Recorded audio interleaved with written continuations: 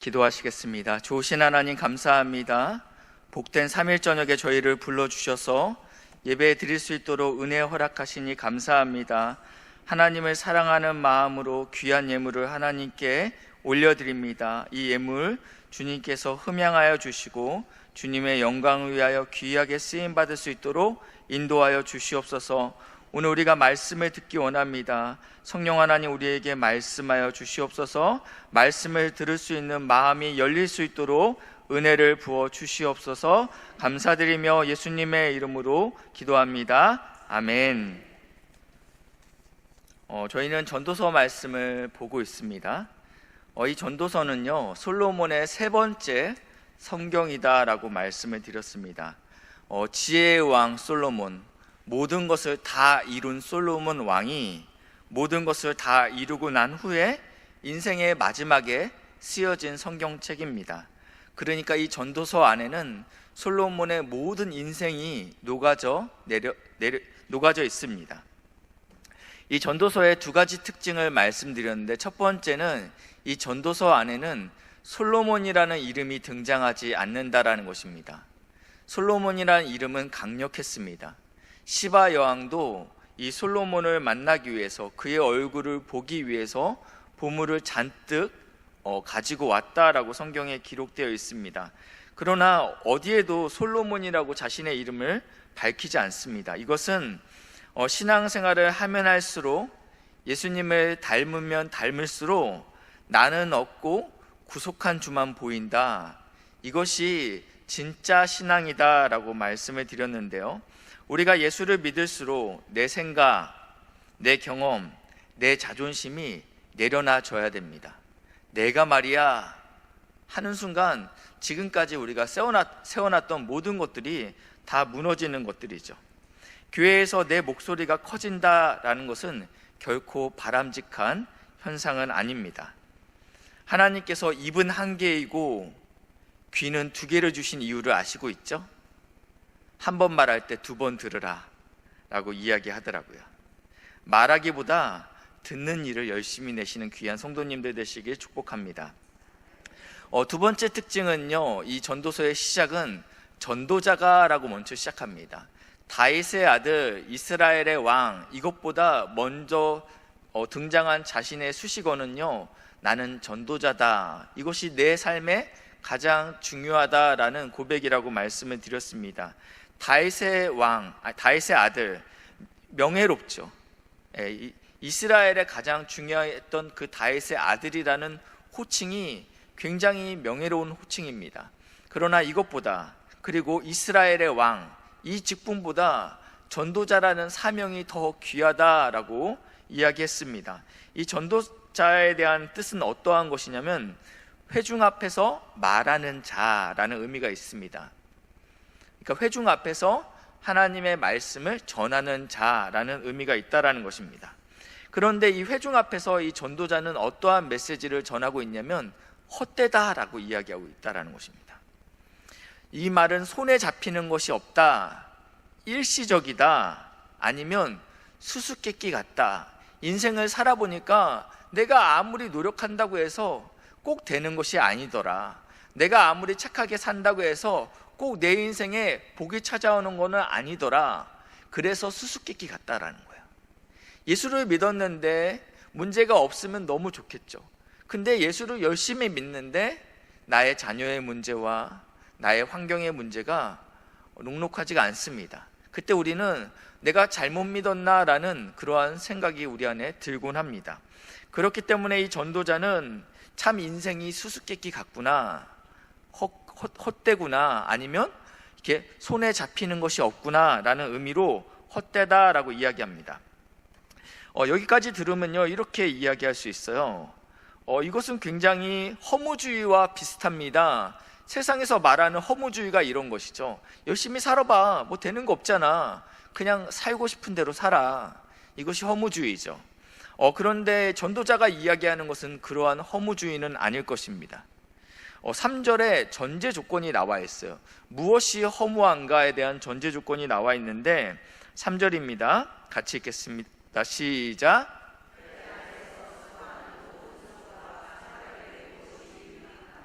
아멘.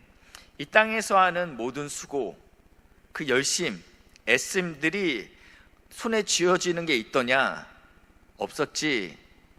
그리고 했는데 이 땅에서 너가 열심히 살았지, 수고했지, 그런데 왜 인생이 어렵지? 라고 질문하는 것입니다.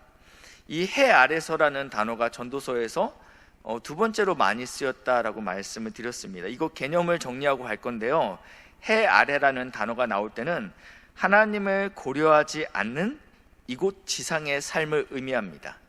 이 땅의 삶을 이야기하는데 하나님을 고려하지 않는 이 땅의 삶입니다. 전도자는 이 땅의 삶, 즉 해 아래의 삶이, 이 해 아래의 삶을 관찰했습니다. 열심히 관찰했습니다.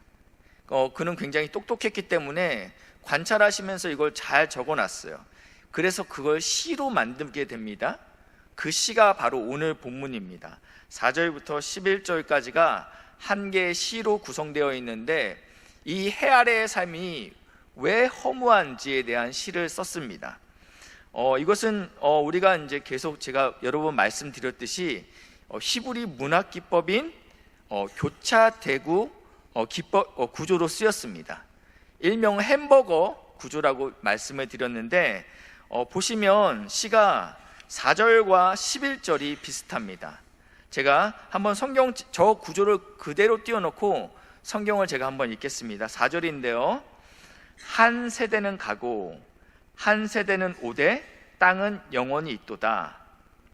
그러니까 인생이 굉장히 짧다라고 이야기하고 있습니다. 인생이 굉장히 짧다. 그리고 A-가 11절입니다. 이전 세대들이 기억됨이 없으니 장래 세대도 그 세대들과 함께 기억됨이 없으리라. 인류의 역사도 굉장히 찰나다. 긴 것 같지? 그렇지만 지나고 보면 눈 깜짝할 사이야 라고 이야기하고 있다는 것입니다. 이것이 A와 A-입니다. 그리고 B와 B-는 먼저 B를 보겠습니다. 5절입니다. 해는 뜨고 해는 지되 그 떴던 곳으로 빨리 돌아가고 바람은 남으로 불다가 북으로 돌아가며 이리 돌며 저리 돌아 바람은 그 불던 곳으로 돌아가고. 이게 계속 반복된다라는 것입니다. 아침에 해가 뜨고 해가 지는 것들, 봄, 여름, 가을, 겨울, 이러한 모든 것이 계속 반복된다. 자연은 돌고 돈다라고 이야기하는 것이죠.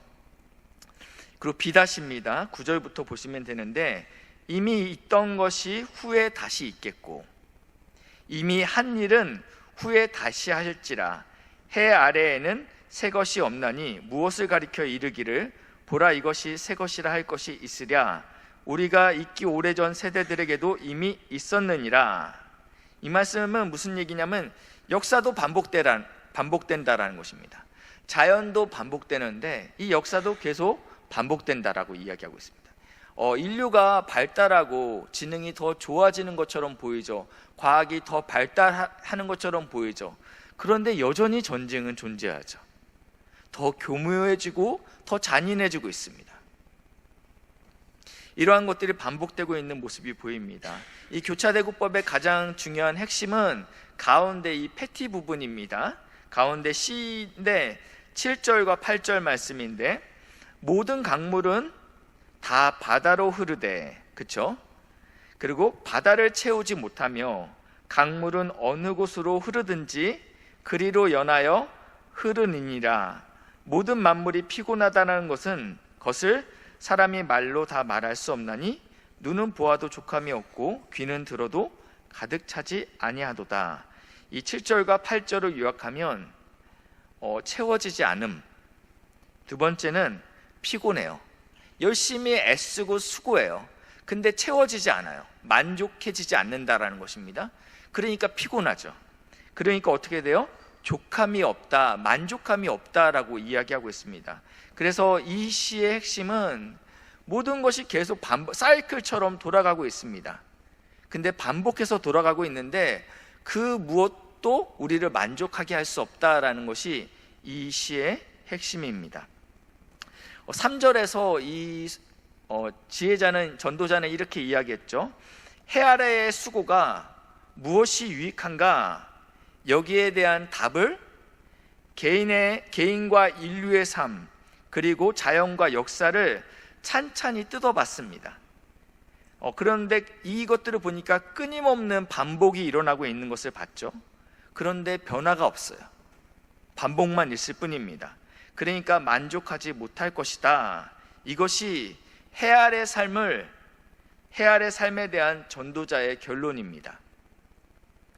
어렵죠? 네, 어려운데 여기까지 따라오셨으면 거의 다 따라오신 것입니다. 근데 이 솔로몬의 주장에 힘이 있는 이유가 있습니다. 제 친구들은 다 목사죠? 네, 다 목사입니다. 세 부류가 있습니다. 담임 목사를 준비하는 친구들이 있고, 저처럼 동사를 시작하는 친구들이 있고, 담임을 하고 있는 친구들이 있습니다. 종종 친구들에게 전화가 옵니다. 누구에게 전화 올까요? 주로 동사를 시작하는 목사님들에게 전화 옵니다. 박 목사 어떻게 해야 돼? 그때 내 한마디가 굉장히 힘이 되겠죠. 왜냐하면 저는 그 길을 가고 있거든요. 근데요, 또 다른 친구들이 있습니다. 이제 담임을 한 지 3개월밖에 안 됐어요. 그 친구들과 통화할 때는 제가 상상하지 못하는, 미처 상상할 수 없었던 그러한 이야기들을 담임 목사님들로 통해서 듣고 있어요. 무슨 말씀이냐면요, 저는 아직 그 길을 가지 않았기 때문에 다 이해할 수 없다라는 것입니다. 그런데 그래서 가지 않는 길에 대해서 지나치게 확신을 가지는 것들은, 이것은 미련한 것입니다. 왜냐하면 가보지 않았는데 그 길에 대해서 무엇을 이야기할 수 있습니까? 그 상황이 되어보지 않고서는 판단하는 것은 조심스럽습니다. 그런데 이 솔로몬은요, 인류에서 가장 큰 성취를 이뤄낸 왕입니다. 그는 자신이 원하는 모든 것을 다 이룬 왕이라는 것입니다. 그렇기 때문에 그에게는 설득력이 있다라는 것입니다. 해 아래에서 누려보지 못한 것이 없습니다. 가져보지 못한 것이 없습니다. 그리고 나서 지금 하는 이야기가, 해 아래의 삶은 나를 채우지 못하고 결국은 피곤하며 나를 만족시킬 수 없다라고 이야기하고 있다는 것입니다. 이건 굉장히 논리적인 것입니다. 그리고 경험적인 것입니다. 이러한 것이기 때문에 우리가 반박할 수 없습니다. 이 솔로몬의 순환적이고 반복적인 이 역사관은 우리가 반박할 수 없는 것처럼 보입니다. 근데 이 역사관에 부재하는 것이 있습니다. 바로 무엇이냐면요, 역사는 끊임없이 반복, 순환되는 것처럼 보이지만 역사를 다스리는 하나님이 없다라는 것입니다. 이 솔로몬의 역사관에는 역사를 주관하는 하나님이 없다라는 것입니다. 하나님은 시작하시고 궁극적으로 마무리하시는 분이십니다. 하나님은 반드시 하나님의 목적을 완결시키시는 분이십니다. 하나님은 자신의 약속을 완전히 성취시키는 분이라고 우리는 알고 있습니다. 그런데 오늘 본문에서는 그러한 하나님이 보이지 않고 있다라는 것입니다. 우리는 하나님을 알파와 오메가, 처음이요 마지막, 그리고 전에도 계셨고 지금도 계시고 장차 오실 자라고 이야기하고 있습니다. 하나님은 시퍼렇게 살아있다라고 우리는 믿고 있습니다. 그러므로 우리의 최종적인 역사는 암울하지 않다라는 것입니다. 이것이 반복되는 것처럼 보이고 지지부진한 것처럼 보이지만 하나님은 역사의 주관자이기 때문에 최종적으로는 우리의 삶이 암울하지 않다라는 것입니다. 그렇기 때문에 우리는 좌절하지 말아야 됩니다. 우리는 입술로 하나님은 살아계십니다 라고 이야기하지만 참새 한 마리도 떨어뜨리지 않는다고 고백하면서 늘상 불안하고 억울해합니다. 정말 우리의 삶을 하나님이 다스리고 있습니까? 그러면 우리는 반응을 해야 된다는 것입니다. 그분이 역사의 주관자이시다라는 믿음이 있다면 어떠한 상황에서도 우리의 고백은 할렐루야, 주 우리 하나님 곧 전능하신 이가 통치하십니다. 역사의 주관자라는 것을 우리가 믿는다면 우리의 고백은 할렐루야, 주 하나님 곧 전능하신 이가 통치하십니다가 우리의 고백이 되어야 된다는 것입니다. 자녀가 원하는 직장에 취직하지 못했더라도 할렐루야, 주 우리 하나님 곧 전능하신 이가 우리 자녀를 통치하십니다 라고 고백해야 된다는 거죠. 건강검진에서 좋지 않은 결과가 나왔더라도, 몸이 예전 같지 않더라도 할렐루야, 우리 주 하나님 곧 전능하신 이가 나를 통치하십니다 라고 고백해야 된다는 것입니다. 사업이 어렵고 경제적으로 힘들더라도, 자녀들이 지금은 신앙을 떠났을지라도 할렐루야, 전능하신 우리 주 하나님이 나의 자녀를 통치하십니다 라고 선포해야 된다는 것입니다. 혼자 남겨질 것 같은 두려움이 있더라도, 교회에서 오해를 받더라도, 계획했던 것이 뜻대로 되지 않더라도 우리는 할렐루야, 전능하신 우리 하나님이 통치하십니다 라고 고백해야 된다는 것입니다. 왜냐하면 그분이 역사의 주관자이기 때문입니다. 성경에서 솔로몬은 지혜의 왕이라고 우리는 알고 있습니다. 한국 근대에 시대의 지성이라고 불리우던 자가 있었습니다. 많이들 아시는 분이라고 생각합니다. 이제는 고인이 되신 이어령 박사님이십니다. 그는 무신론자였죠. 그에게는 근데 눈에 넣어도 아프지 않을 딸이 있었습니다. 이 딸은 우리나라 명문대학을 조기 졸업합니다. 그리고 미국에서 판사와 검사를 지내게 됩니다. 이 자매도 아버지를 닮아서 하고자 하면 반드시 이뤄내는 자였습니다.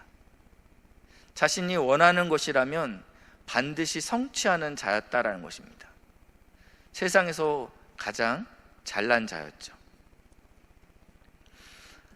결혼했는데 이분에게 첫 번째 아픔이 찾아오는데 이혼의 아픔입니다. 그리고 곧바로 갑상선 암 판정을 받게 됩니다. 그리고 재혼을 했는데 둘째 아들이 자폐 판정을 받게 됩니다. 자신의 화려했던 모든 삶들이 하나씩 무너져 갑니다. 그때 이분이 교회에 나가기 시작합니다. 그 전까지는 교회에 나갈 이유가 없죠. 내가 원하면 가질 수 있었고, 내가 원하면 될 수 있는 자였죠. 이때부터 세례를 받고 신앙생활을 하는데, 이렇게 신앙생활을 10년간 지속하게 됩니다. 이 10년의 기간 동안 어떠한 일이 있었냐면 LA 지방검사가 되었습니다. 그러면서 갑상선 암이 3번이나 재발하게 됩니다. 그리고 이분은 실명 위기에 찾아오게 됩니다. 이미 하나님께서 여러 번 치셨어요. 이혼으로 치셨고, 둘째 아들의 자폐 판정, 그리고 갑상선 암. 근데 무엇을 더 칠 게 있길래 이 여인을 이렇게 고단하게 합니까? 이번에는 드디어 꼬꾸라지게 됩니다. 그전에는 그래, 교회를 다녀야 되겠다. 그래서 그냥 교회만 다니는 신앙생활을 10년간 했습니다. 3번의 갑상선 암이 재발되면서, 그리고 실명 위기가 찾아오면서 이제는 온전히 하나님을 믿게 되었다라고 고백합니다. 여기서 끝이 났으면 참 좋았을 것 같은데, 첫 번째 남편과 낳았던 첫째 아들, 그 첫째 아들은 25살이었는데 버클리 대학을 다니는 수재였습니다. 근데 원인을 알 수 없는 혼수 상태로 19일 만에 하나님의 부르심을 받게 됩니다. 이걸 감당할 수 있겠습니까? 이걸 해석할 수 있겠습니까? 그러나 이분은 이 가운데 하나님을 신뢰하고 하나님을 바라봅니다. 이분이 정확히 이 고백을 한 건 아니지만 이분은 이런 고백을 한 것이죠. 할렐루야, 주 우리 하나님 곧 전능하신 이가 내 삶을 다스리십니다. 옆에서 이 모습을 봤던 이어령 박사님은 딸의 시련 극복 과정과 신앙을 보면서 무신론자였던 자신이 세례를 받겠다라고 결정하는 계기가 되었다라고 고백하고 있습니다. 주변의 친구들이 이 이어령 박사님을 조롱했습니다. 이렇게 조롱했습니다. 당신은 지성인인데 어떻게 교회 가서 기도하고 찬송을 부르십니까? 그때 이어령 박사가 이 친구에게 이렇게 이야기합니다. 배고플 때 어디 갑니까? 식당에 갑니다. 그러면 뭔가를 알고 싶을 때는 어디를 갑니까? 도서관에 가죠. 그러면 심심할 때는 어디 갑니까? 영화관에 갑니다. 아플 때는 어디 가죠? 병원에 갑니다. 이 또박또박 대답을 잘하는 그 친구들에게 마지막으로 이렇게 묻습니다. 그러면 먹어도 배고프고 마셔도 목마르고 놀아도 심심하고 배워도 답답하면 어디 갑니까? 그러자 이 친구가 아무런 대답을 하지 못했다라고 이야기합니다. 그때 이어령 박사님이 이렇게 이야기합니다. 그런 때 가는 곳이 교회입니다 라고 이야기했습니다. 무슨 말씀입니까? 먹어도 배고파요. 배워도 뭔가 허전합니다. 아무리 놀아도, 극장 가서 놀아도 여전히 심심해요. 그때 교회를 찾게 된다라는 이야기는 해 아래의 삶에서 허무함을 깨달았을 때 나오는 반응이라는 것입니다. 이 땅의 삶에서 내가 다 가져봤어. 내가 다 공부해봤어. 다 취해봤어. 그런데 허무하다라고 했을 때 인간은 두 가지 반응을 합니다. 첫 번째는 무엇을 하냐면 삶을 포기합니다. 왜냐하면 허무하니까요. 다 해봤는데 어떠한 것도 나에게 만족을 주지 못하기 때문에 삶을 포기하는 것이죠. 그런데 하나님의 은혜를 받은 자들은요, 해 아래 삶의 허무함을 깨닫게 되게 되면 그때 바로 해 위에 영원한 것을 사모하게 된다라는 것입니다. 이 솔로몬은 해 아래 새 것이 없다라고 이야기하고 있습니다. 내가 아무리 수고해도 삶이 변하지 않아요. 사람들이 변하지 않아요. 그래서 내가 아무리 노력해도 의미가 없구나. 여기서 끝나면 안 됩니다. 그러면 허무하다라고 끝나는 것이죠. 내가 아무리 애쓰고 수고해도 바뀌지 않을 거야. 이것은 세상 사람들도 할 수 있는 그러한 상황입니다. 근데 여기서 깨달음에서 한 걸음 더 나아가야 되는데 이 땅에 새 것이 없다라고 선포했던 솔로몬에게 고린도후서 5장 17절은 이렇게 이야기합니다. 그런즉 누구든지 그리스도 안에 있으면 새로운 피조물이라. 이전 것은 지나갔으니 보라 새 것이 되었도다. 아멘. 솔로몬은 이 땅에 새 것이 없구나 라고 이야기하고 있는데 사도 바울은 아니야, 새 것이 있다라고 이야기합니다. 무엇이 새로운 것인가요? 그리스도 안에 있으면 이제는 우리가 새로운 피조물이 됐다라고 이야기합니다. 여기에 관련해서 아주 좋은 글이 있어서 제가 발췌해 왔습니다. 새로운 피조물이란 무엇인가? 죄 짓기를 좋아하는 우리의 본성은 예수 십자가로 해결된 것이다. 새로운 피조물은 더 이상 죄를 지기지 않는다라는 것입니다. 이제 우리는 새로운 본성과 그리스도의 마음을 가지게 되었다. 예전에는 땅의 것을 추구했습니다. 해 아래 것을 사모했습니다. 그러나 새로운 피조물이 되면 존재가 바뀌게 됩니다. 이제는 땅의 것이 즐겁지 않아요. 그리고 하늘의 것이 즐겁게 됩니다. 왜냐하면 우리 안에 새로운 본성, 그리스도의 마음을 품었기 때문입니다. 이 땅에서 새로운 피조물이 된 것입니다.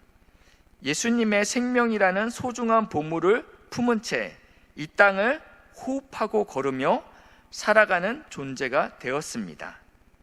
자기 생명을 버리기까지 우리를 사랑하시고 사랑으로 진리를 말씀하시는 예수님께서 우리의 삶을 내어 맡겨드리면 그 예수님께 우리의 삶을 내어 맡겨드리게 되면 예수님의 생명이 우리 안에 거하게 된다. 이것이 새로운 피조물이라는 것입니다. 이렇게 우리의 인생을 그분의 손에게 맡겨드리게 되면 하나님의 신실하심은 우리를 아침마다 새롭게 한다. 그렇기 때문에 우리의 과거는 사라지고 이제는 죽음에서 생명으로 옮겨간 새로운 피조물이 되게 되는 것입니다. 우리는 해 아래서의 삶이지만 우리는 해 아래서 살고 있죠, 여전히요. 해 위의 관점으로 바라볼 수 있게 되며 예수님과 동행함을 누리며 살아갈 수 있게 된다라는 것입니다.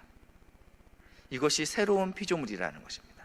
우리가 이 땅 해 아래에서 발을 내딛고 살고 있지만 이제는 내 안에 예수로 충만하게 되면 더 이상 이 해 아래의 것들에 대해서 몰두하지 않고 해 위의 것들을 사모하게 된다. 솔로몬은 인생이 헛되다고 말했지만 그렇지 않다. 예수님과 함께하는 인생은 의미로 가득하다. 이것이 복음이죠. 제가 이것을 외워서 멋있게 하려고 열심히 외웠는데 제게 아니죠.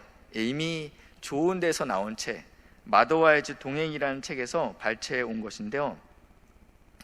하나님께서 이제는 우리는 그리스도의 피조물이다, 새로운 피조물이다 라고 말씀하고 있습니다. 이제는 우리는 헛되다라고 이야기하지 않습니다. 내 안에 예수가 있으므로 우리는 소망이 있습니다. 우리는 변화될 것입니다. 우리는 새롭게 될 것입니다. 역사의 주관자 되시는 하나님께서 우리의 삶을 주장하실 것이라고 믿으시길 바랍니다. 이 시간에 우리 같이 찬양하시겠습니다.